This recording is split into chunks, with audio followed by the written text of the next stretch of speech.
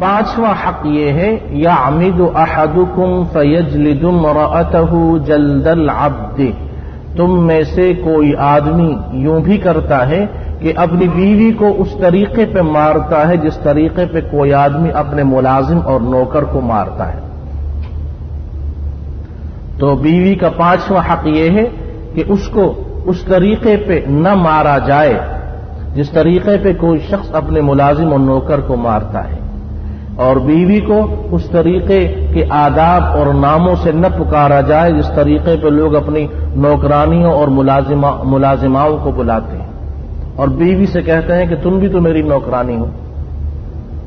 اور وہ سلوک نہ کرے بیوی سے جو سلوک نوکروں اور ملازموں کے ساتھ کیا جاتا ہے۔ فَلَعَلَّهُ يُضَاجِعُهَا مِنْ آخِرِ يَوْمِهِ،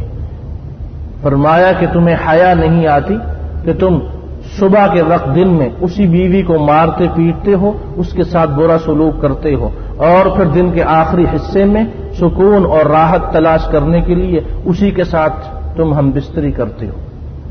تو جب اللہ نے تمہارے لیے سکون کا باعث اس کو بنایا، اس کے ساتھ اچھا سلوک کرو اور اس کے ساتھ ایسا معاملہ نہ کرو جیسا معاملہ نوکروں کے ساتھ ہوتا ہے۔ یہ پانچواں حق ہے۔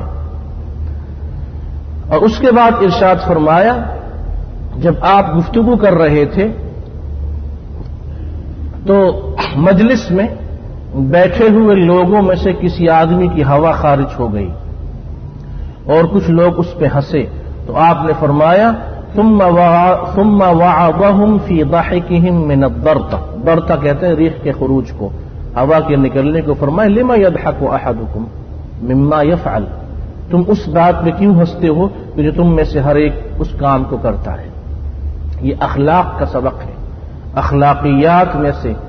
یہ اہم درس ہے کہ کسی آدمی کے ساتھ ہنسی مذاق کے معاملے کو نہ اپنایا جائے۔ یا ایھا الذین آمنوا لا یسخر قوم من قوم عسى ان یکونوا خیرا منهم۔